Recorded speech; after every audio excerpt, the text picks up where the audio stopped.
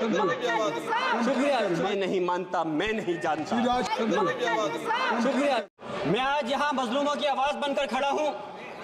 उन करोड़ों भारतीय मुसलमान और अल्पसंख्यकों की जद्दोजहद और हक की बात करना चाहता हूँ जो इस देश का अटूट हिस्सा हैं। मेरे अल्फाज बंटवारे के नहीं बल्कि इत्तेहाद के हैं। मेरे अल्फाज मायूसी के नहीं बल्कि एक उम्मीद के हैं। ऐसी उम्मीद जो कि हमारे इस देश को जोड़ना चाहती है। हमारे संविधान को बनाने के लिए हमारे बाबा भीमराव अंबेडकर साहब, मौलाना अबुल कलाम आजाद साहब, डॉक्टर जाकिर हुसैन साहब ने मिलकर के इस संविधान को बहुत मेहनत के साथ बनाया था। ये सिर्फ किताब की शक्ल में देने के लिए नहीं है। आज संविधान के उस पर मैं कहना चाहता हूं कि भारत का संविधान इंसाफ, आजादी और भाईचारगी की जिंदा गवाही है और ये गारंटी देता है कि नागरिक हर मजहब, जात या नस्ल पर इज्जत के साथ गुजार सकते हैं जिंदगी। लेकिन अफसोस है, एक मुस्लिम रहनुमा की हैसियत से मुझे इस दस्तावेज पर बेपनाह फख्र है जो कि दस्तावेज जो संविधान हमें इजाजत देता है। आर्टिकल 15 के मुताबिक किसी भी नागरिक को मजहब, जात, लिंग, नस्ल या जन्म के स्थान पर भेदभाव नहीं किया जाएगा।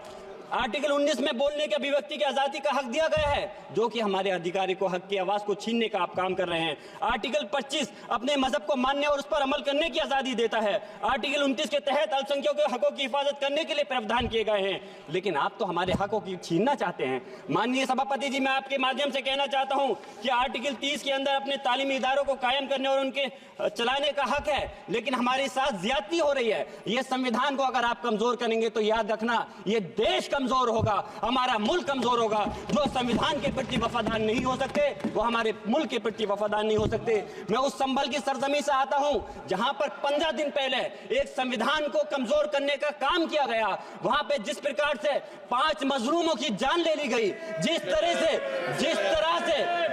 30 से ज्यादा लोगों को गोली मारकर घायल कर दिया गया और 27 से 50 से ज्यादा लोगों के खिलाफ मुकदमा दर्ज किया गया। मैं पूछना चाहता हूं माननीय सभापति जी, मैं सांसद हूं, मैं अपने मुकदमे का, मैंने कहा था मुझे डर नहीं है, मेरे खिलाफ मुकदमा लिखा गया, मैं वहां मौजूद नहीं था और ये मुकदमा जो हमारे चाहे विपक्ष के सांसद हो या सत्ता पक्ष के सांसद हो, आप याद रखिए जनता की आवाज हो, जनता के बीच में जाकर के आपके जवाबदेही बनती है और मैंने अपनी जनता को आवाज को उठाने का काम किया तो क्या गलत किया था। माननीय सभापति जी, सिर्फ इस बुनियाद पे मुकदमा लिख दिया गया।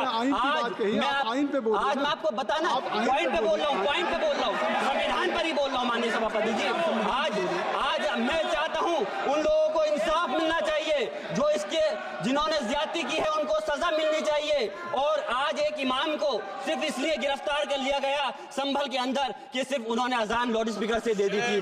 अफसोस है कि आज हमारे साथ ऐसी ज्यादती हो रही है। माननीय अध्यक्ष जी, हमारा संविधान किसानों को मजबूती की बात करता है जो इस देश की रीढ़ की हड्डी है। 130 किसान जो 10 दिन से ज्यादा समय से जेल में बंद हैं, आप किसानों को हक नहीं दे पा रहे तो किसको हक देने का काम करोगे। मैं अफसोस करता हूँ आज पूरे प्रदेश और मुल्क के अंदर जिस तरह से हमारे लोगों की हिफाजत नहीं की जा रही। एक मॉब लिंचिंग सिर्फ धर्म के नाम पर, अगर कोई मुस्लिम है, ओबीसी है या पिछड़ा समाज का, एससी समाज का है तो नाम पूछ करके उसकी हत्या कर दी जाती है। बुलडोजर चलाए जा रहे हैं। हेट स्पीच, अगर कोई हम कुछ बोलते हैं तो हेट स्पीच करके मुकदमा दर्ज कर देते हैं और जो हमारे धार्मिक आका हमारे सल्लल्लाहु अलैहि वसल्लम की शान में गुस्ताखी करता है उनके खिलाफ कोई कार्रवाई नहीं। मेरे पास समय कम है इसलिए तेजी के साथ में मुझे बोलना पड़ रहा है। माननीय सभापति महोदय जी, ये सवाल बंटवारे का नहीं बल्कि हम वतनों के लिए जिनका जमीर मर गया है उनके जमीर को जिंदा करने के लिए है। हम चाहते हैं इस देश की आजादी, हमारी देश की, सभापति जी बस मैं अपनी बात खत्म कर रहा हूं, 1 मिनट। हमारी देश की आजादी के लिए मैं ये कोई बंटवारे की बात नहीं कर रहा, लेकिन हमारे मुस्लिम और हिंदू समाज सब लोगों ने मिलकर के इस देश को आजाद कराने का काम किया था। आज उनके साथ ज्यादती क्यों की जा रही है। हम लोग अपने इस मुल्क के अंदर मजबूरी से नहीं रुके बल्कि हम जो है अपनी मर्जी से रुके थे। हमारी मुल्क को आजाद कराने में हजारों लाखों मुसलमानों ने शहीद हुए थे। माननीय सभापति जी, कंक्लूड कर रहा हूं सिर्फ राजकुमार से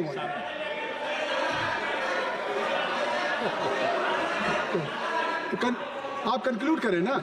आप कंक्लूड कर लें। माइक शुक्रिया शुक्रिया माननीय सभापति जी। मैं एक मुस्लिम और अल्पसंख्यक रहनुमा के तौर पर मैं अपनी बिरादरी के लिए खास हक के मुताबिक नहीं करता। मैं सिर्फ ये चाहता हूं कि आईना के बाद संविधान के मुताबिक हर नागरिक के लिए जो वादा किया गया उसे पूरा हो, हुकूमत से कमजोर की हिफाजत को यकीनी बनाए और नफरत फैलाने वालों को सजा दे।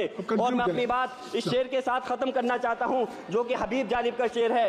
ऐसे जुल्म सुबह बेनूर को मैं नहीं मानता, मैं नहीं जानता, मैं भी खाइफ नहीं तख्ताए दार से, मैं भी मंसूर हूं कैदो अगयार से। क्यों डराते हो जिंदान की दीवार से, जुल्म की बात को जहल की रात को मैं नहीं मानता, मैं नहीं जानता।